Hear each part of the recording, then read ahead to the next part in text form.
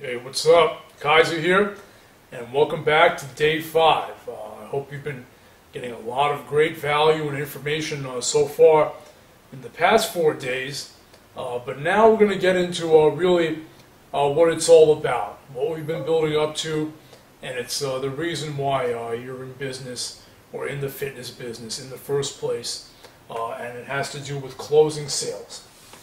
Now, it might seem kind of funny to you that we got into this part so late after 5 days. But that's really the right way, the right order that we did it in, because a lot of people, they make the mistake, they go for the sale right away from the beginning, and they don't do any of that pre-selling work. And without that, your likelihood of making this sale right off the bat is low. But when you've done your work beforehand, when you've gotten that traffic in, captured your leads and built that relationship, then closing that sale just becomes a lot easier, and it becomes almost automatic. So we're going to talk about a few things that we can do to even make this process a little easier. Now, the first thing, right off the bat, that you have to remember, what you're selling, the bottom line is your product. And what you need to remember about that, it has to be something that people want to buy. It seems almost like common sense, but you just see so many people forget this point. They forget putting out a product that their audience actually wants to buy, and then they wonder why they don't sell any of them. Well, it comes down to that. It comes down to having a weak product. Now, if you've been doing all of your work leading up to here, if you've been talking to your audience, building that relationship, well, then you should have a good idea of what their primary problem is. For example, if your site is a fitness site devoted to golfers, if that's your particular niche, if that's what you're very good at, well then by now you should have identified what it is that major problem that golfers are having, or what's that tiny problem that you really want to tackle, that they're facing, that's going unresolved, and that you have the answer to.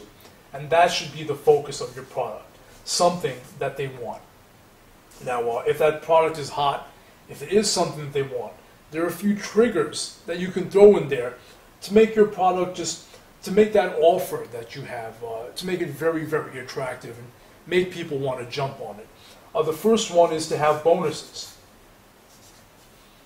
Everybody likes bonuses. They always add value to the original product.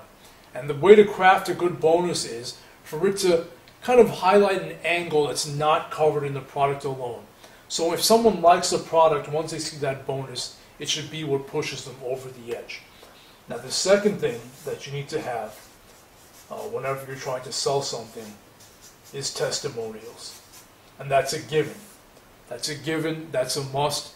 You'll see your success rate almost double if you have testimonials. And when it comes to testimonials, there really is no rule. The more, the better.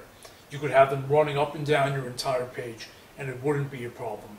You want them to be specific. You want them to touch on positives of the product.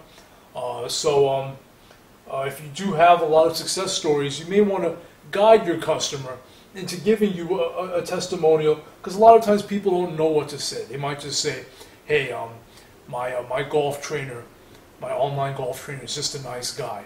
But that doesn't do anything. That's not a valuable testimonial. So it may take a little coaching, but whatever it takes, make sure you get them.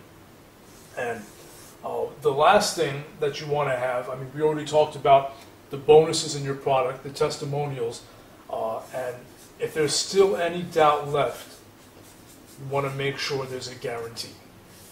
And again, on the internet, if you've been online since the early days, I myself, I haven't, but there used to be a lot of scamming going on in those days, and people are still really afraid of that, and they're always aware of that. We always get those scam emails in our email box, and in general, people, even beyond the scamminess of the internet, they're afraid to make a bad decision. Even if they built that relationship with you, if they want the product, they still may be afraid to do it. So give them a very strong guarantee. You can make your guarantee very, very bold. Have it promise a lot, and just make sure your product backs it up, and you're going to have no problem. But it needs to be there. All right, so I think we went through everything that really goes into having a strong offer to having an attractive product and to closing that sale. The product itself, the concept needs to be strong, and then you need to have some of these basic areas backing it up, and you're going to find a lot of people really taking you up on your offer if you've done all the other previous steps, if you've done your homework and you've done it right. All right, so nothing more to say about that. Well, actually, there is a lot more to say about that. There is a lot more details on this subject, and it's all covered in Big Money. We just go into a lot of details and specifics in creating your product, how to make it, how to package it, how to promote it. What you have here really is just a real a valuable, but really an overview on if you're really ready to get started and to get some results and really start making some big money, then find out a little bit more on about the course. You're on the page right now. Just scroll down, and if you're ready to start your first week for free, just click the button, and you'll be started in just a few seconds. All right, so that's it for today. We got 2 more lessons coming up, so I know you're probably real eager to find out what we're going to get to next. So all you have to do is wait till tomorrow. I'll talk to you then.